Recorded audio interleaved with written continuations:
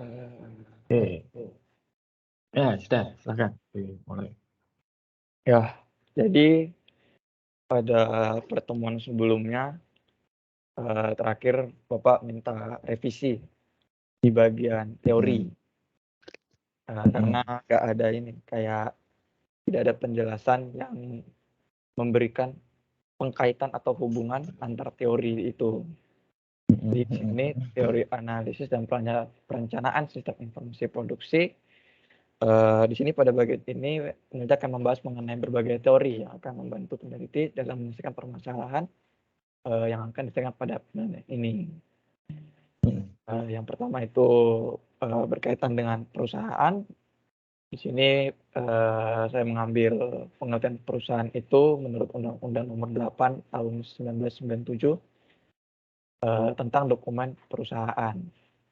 Nah, di sini perusahaan itu diartikan sebagai setiap bentuk usaha yang melakukan kegiatan secara tetap dan terus-menerus dengan tujuan untuk mendapatkan keuntungan, baik diselenggarakan oleh orang perorangan ataupun berbadan usaha yang berbentuk badan hukum atau bukan badan hukum.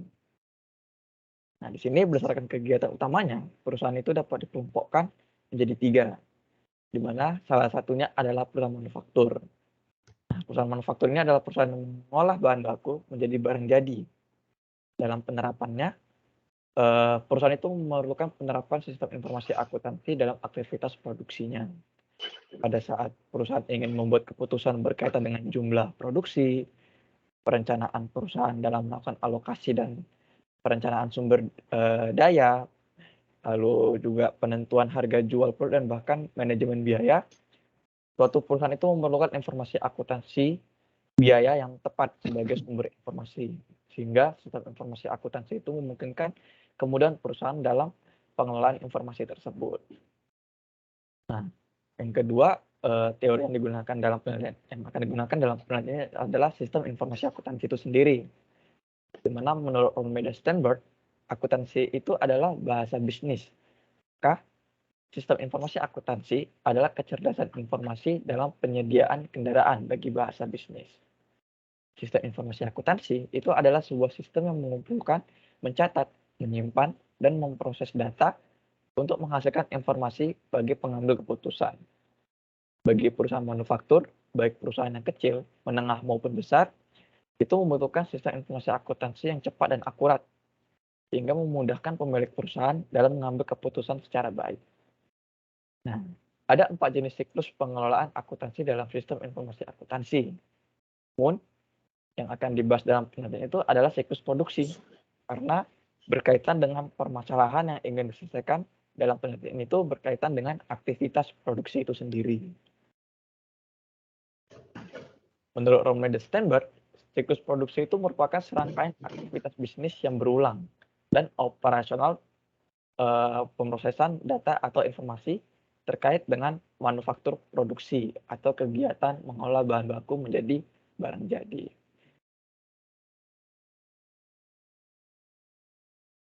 Wah, ada error nih. Oke, nggak apa-apa. Oke, baik Pak. Nah, ini merupakan data flow diagram di FD tingkat 0 siklus produksi.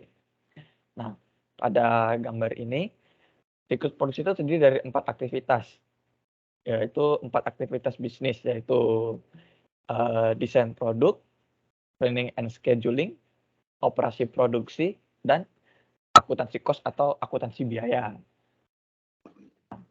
Desain produk itu memiliki tujuan di mana untuk mendesain sebuah produk yang memenuhi permintaan dalam hal kualitas, ketahanan, dan fungsi, dan secara simultan meminimalkan biaya produksi. Proses pada desain produk ini adalah aktivitas desain produk menghasilkan 2 output atau keluaran. Pertama itu daftar bahan baku atau bill of materials yang biasanya berisi nomor bahan baku, deskripsi, dan kualitas dari setiap komponen yang digunakan dalam produk jadi. Nah, yang kedua itu adalah daftar operasi atau operating list, yaitu sebuah dokumen yang menspesifikasi urutan langkah-langkah untuk mengikuti dalam membuat produk, peralatan yang digunakan, dan berapa lama setiap langkah itu diambil. Nah, aktivitas kedua itu adalah perencanaan dan penjadwalan. tujuan dari aktivitas ini itu adalah untuk mengembangkan rencana produksi yang cukup efisien untuk memenuhi pesanan yang ada dan mengantisipasi permintaan jangka pendek tanpa menimbulkan kelebihan persediaan barang jadi. Nah, aktivitas perencanaan dan penjadwalan ini yaitu menghasilkan 3 dokumen, yaitu pesanan produksi. Nah, pesanan produksi ini mengotorisasi pembuatan dalam kuantitas yang telah ditentukan pada sebuah produk tertentu dan mencantumkan operasi yang perlu dijalankan, kuantitas yang akan diproduksi, dan di mana lokasi produk jadi harus dikirim. Yang kedua, itu adalah permintaan bahan baku. Nah, permintaan bahan baku ini mengotorisasi penghapusan kuantitas yang diperlukan bahan baku dari ruang penyimpanan ke lokasi pabrik di mana bahan baku tersebut itu akan digunakan, akan diproduksi. Dokumen ini biasanya itu berisi nomor pesanan produksi, tanggal penerbitan, berdasarkan transfer bahan baku, dan nomor bagian dan kuantitas dari semua bahan baku yang diperlukan. Dan yang ketiga itu kartu pemindahan. Ketika melakukan transfer atau pemindahan bahan baku ke seluruh pabrik, didokumentasikan dalam kartu pemindahan yang mengidentifikasikan bagian yang ditransfer, lokasi di mana bagian tersebut ditransfer, dan waktunya dan waktu pada saat barang itu ditransfer. Nah, aktivitas ketiga itu adalah operasi produksi. Pada aktivitas ini itu berkaitan dengan realisasi dari desain produk dan perencanaan dan penjadwalan. Angka ini tuh merupakan angka di mana pembuat produk yang sebenarnya. Dan aktivitas yang terakhir itu adalah akuntansi biaya. Nah, akuntansi biaya ini berkaitan dengan perhitungan perusahaan dalam menentukan biaya yang dikeluarkan perusahaan sehingga perusahaan itu dapat membuat harga jual dari produk yang diproduksi. Nah, di akuntansi biaya ini ada 3 tujuan utama dari sistem akuntansi biaya. Yang pertama, akuntansi biaya menyediakan informasi untuk perencanaan, pengendalian, dan pengevaluasian kinerja operasi produksi. Yang kedua, menyediakan data biaya yang akurat mengenai produk untuk digunakan dalam penetapan harga dan keputusan bauran produk. Dan yang ketiga, tujuannya adalah mengumpulkan dan memproses informasi yang digunakan untuk menghitung nilai-nilai persediaan dan harga pokok penjualan yang muncul dalam laporan keuangan perusahaan. Proses dalam aktivitas ini itu adalah agar mencapai tujuan pertama, sistem akuntansi biaya itu harus didesain untuk mengumpulkan data secara real time mengenai kinerja aktivitas produksi, sehingga manajemen itu dapat membuat keputusan yang tepat waktu untuk mencapai 2 tujuan lainnya. Untuk mencapai 2 tujuan lainnya, sistem akuntansi biaya itu harus mengklasifikasikan biaya berdasarkan berbagai kategori dan kemudian menentukan biaya-biaya tersebut ke produk tertentu dan unit organisasi. Nah, yang terakhir pada bagian ini tuh adalah metodologi analisis dan perencanaan sistem informasi. Nah, dalam melakukan analisis dan perencanaan sistem informasi (APSI), itu terdapat beberapa metodologi yang dapat digunakan. Akan tetapi tentu saja dalam penelitian ini peneliti itu harus menentukan metodologi yang tepat terhadap penelitian. Maka dengan pertimbangan tersebut peneliti menentukan untuk menggunakan metodologi SDLC atau metodologi System Development Life Cycle. Metodologi ini memiliki tahap-tahap perencanaan atau fase, di mana terdapat 7 tahapan dalam metodologi SDLC. Yang pertama itu adalah identifikasi permasalahan, peluang dan tujuan. Yang kedua, menentukan kebutuhan informasi. Yang ketiga, analisis kebutuhan sistem. Lalu ada desain sistem yang direkomendasikan. Lalu merancang dan mendokumentasikan software. Lalu software itu diuji coba, sistem diuji coba. Dan terakhir itu implementasi dan evaluasi. Oke, demikian Pak. Oke. Coba kamu ke atas dulu, ke tadi yang mulai perusahaan gitu ya, definisi perusahaan itu. Oke. Bisa nggak diperbesar nggak, Ano? Bisa Pak. 125 gitu. Ya, oke, terima kasih. Oke, turun. Teori dan analisis. Nah, sebentar. Judulnya dulu. Teori dan analisis. Teori analisis. Nah, ini sistem informasi ini harusnya ditambah sistem informasi akuntansi produksi. Karena kan fokusmu ke akuntansinya. Oh, siapa? Ya, jadi nanti itu terkait dengan kan permasalahan itu kan adanya material yang hilang dalam perjalanan. Nah, itu nanti kan menentukan biaya itu. Ya. Ini katanya dengan akuntansi biaya, lalu juga adanya perbedaan permintaan dan produksi, ya toh? Nah, itu kan nanti sampai kepada tentunya pemasukan, berapa jumlah penjualan yang jadi ini sistem informasi akuntansi. Kalau sistem informasi produksi saja itu nanti bisa cukup luas sampai kepada bidang teknologi industri, ya, termasuk pengaturan mesin dan lain sebagainya. Oke, itu ya pertama. Lalu coba turun, ini perusahaan ya, sistem informasi akuntansi. Nah, ini menurut saya tadi di bawah teorinya itu tuh masih kurang. Gitu. Jadi kamu mungkin bisa diberi kalimat pengantar gitu ya. Baik, apa saja yang akan dibahas? Tentunya definisi perusahaan dan sistem informasi akuntansi, siklus produksi, seterusnya. Itu ya. Jadi supaya ada apa kesinambungan. Oke, dan sistem informasi akuntansi, siklus pengelolaan akuntansi dan oke, siklus produksi coba turun. Oke, ini sudah pakai ini ya. Terus sistem buku besar dan pelaporan. Oh, ini meleset itunya ya. Iya, ini meleset. Oke, ya udah. Oke, desain produk. Oke, terus turun. Desain juga bisa diganti dengan perancangan sebetulnya, ya. Tapi nggak apa-apa. Desain produksi. Nah ini perencanaan dan penjadwalan apa? Nih, kita produksi kan. Siap. Dengan basisnya itu adalah tadi bill of material dan production. Nah ini lalu ini pesanan produksi. Saya tahu tulisannya itu production order. Nah, tapi dalam hal ini itu adalah kalau diterjemahkan sebagai pesanan itu kok kurang pas. Yang pas menurut saya itu order itu adalah perintah. Jadi itu adalah surat perintah produksi. Jadi berdasarkan, jadi kan surat perintah produksi ini dasarnya dari apa, gitu ya. Dan mungkin baik kalau di sini ya terkait dengan pembahasan ini kamu beri gambar-gambar atau foto gitu dari yang ada di PT apa ini namanya? Lingkar organik. Lingkar organik. Dokumen-dokumen yang mereka pakai sekarang itu apa? Yang misalnya surat perintah produksi itu ada nggak? Kalau nggak ada, secara bentuknya apa? Jadi di sini itu diberi gambaran bagaimana yang terjadi di sana. Jelas pasti tidak akan sama dengan yang ada di Romney, tetapi paling tidak kan pasti ada kemiripan, gitu ya. Permintaan bahan baku, ini permintaan bahan baku ini kok penghapusan kuantitas tuh. Ini terjemahannya seharusnya adalah permintaan bahan baku produksi ke gudang. Jadi bukan menghapus. Ya, Pak. Ya, jadi kan minta, ini minta.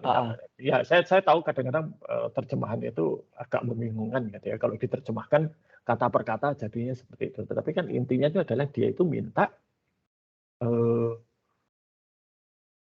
bahan baku. Nah, dasarnya apa? Dasarnya itu adalah surat perintah produksi tadi. Di tanggal penerbitan apa ini? Berdasarkan transfer bahan. Ya, ini berdasarkan transfer bahan baku itu maksudnya apa ini? Saya agak bingung. Berdasarkan transfer bahan baku ini maksudnya apa ini?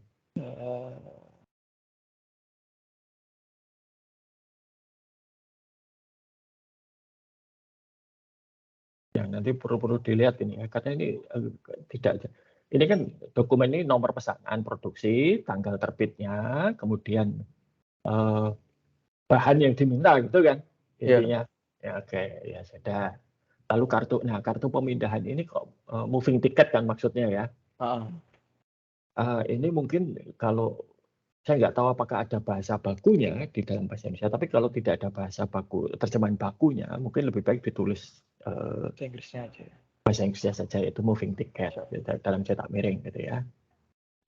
Lalu operasi produksi ini, nah ini mungkin kalau di sini bukan realisasi ya, tetapi ini adalah pelaksanaan atau ya realisasi sebenarnya perencanaan dan penjadwalan produksi. Jadi di mana barang surat perintah produksi itu dieksekusi. Lalu akuntansi biaya, biaya yang dikeluarkan perusahaan. Nah ini gini, Anom, ya. Saya sering menjumpai ini. Jadi mahasiswa itu menulis, termasuk kamu di sini, itu struktur kalimatnya membingungkan. Ya, berkaitan dengan ini kan tiba-tiba langsung berkaitan dengan ini itu apa?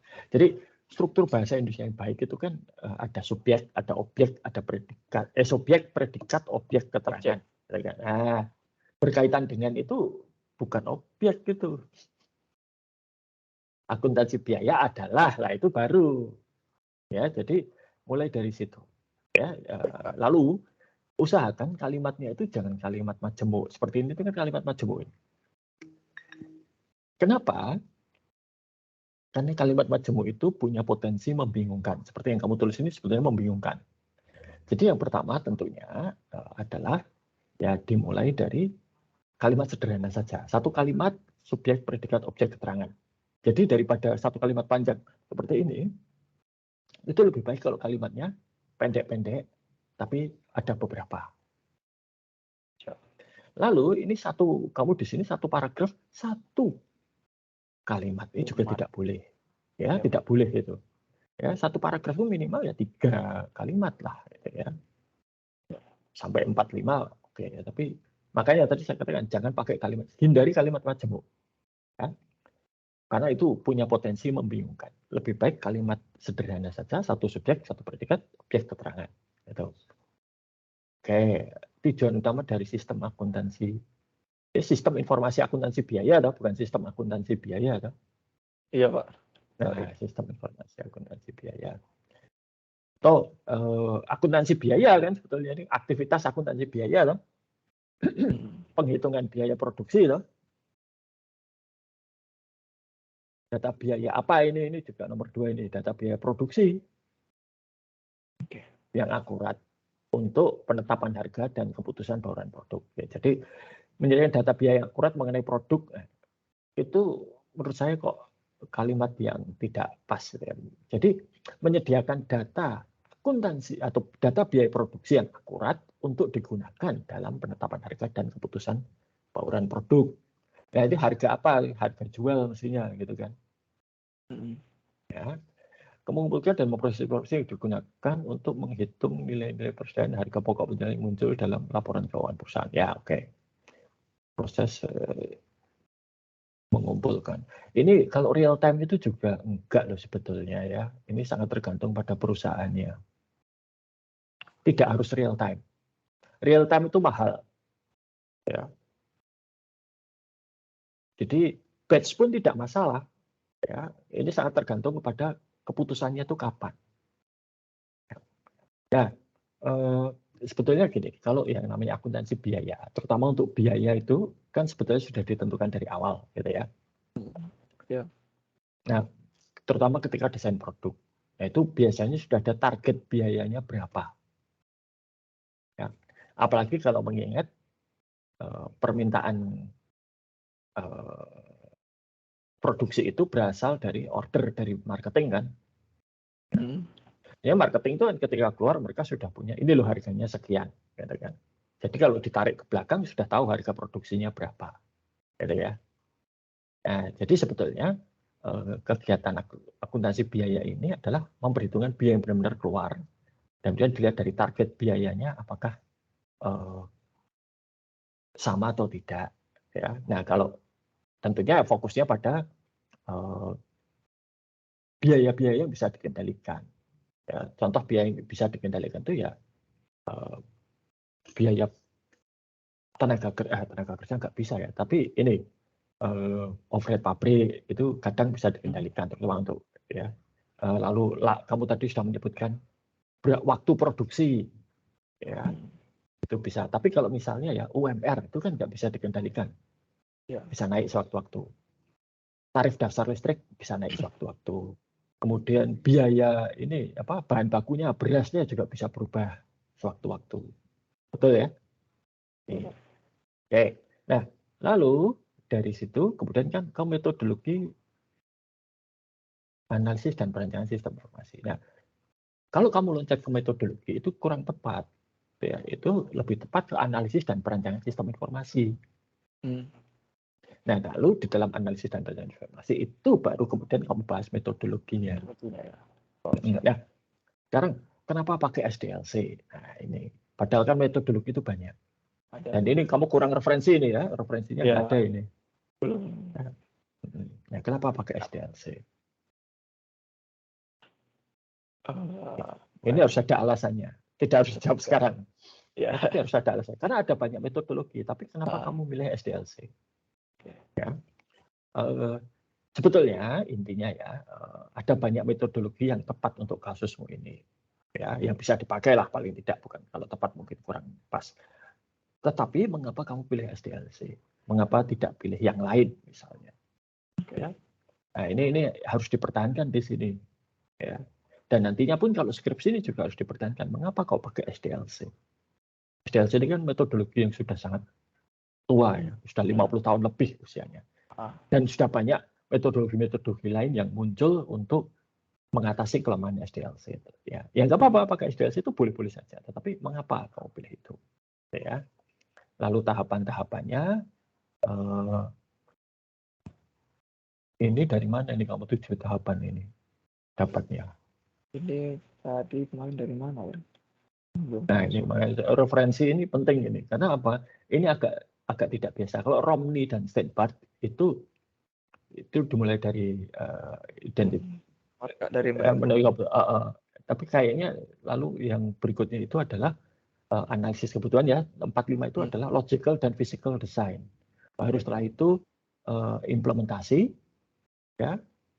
7 itu maintenance. Kamu sampai cuma 7 kan? Nah, padahal operasional dan maintenance itu ada.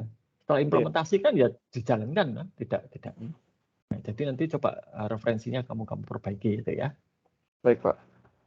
Nah, ini masalah dengan SDLC itu adalah variannya banyak. Ada yang varian 5 tahap, ada yang 7 tahap, ada yang 6. Nah, tergantung siapa yang. Nah, maka pentingnya rujukan itu di sini. Sehingga kamu nanti, loh kok beda ini dengan SDLC di Romney misalnya. Nah, kamu bisa mengatakan ini rujukannya dari bukunya siapa misalnya. Ya. Nah, nggak masalah sih, hanya saja memang perlu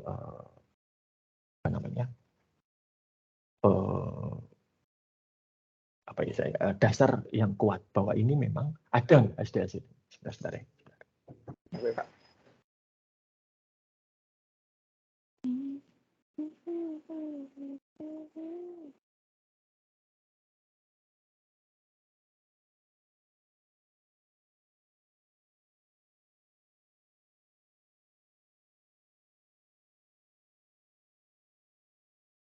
Oke, ya.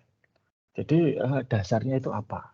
Ya, jadi nanti yang masih harus ditambahkan, ya, selain tadi memperbaiki tata bahasa dan sebagainya, itu pertama adalah mengapa pilih SDLC.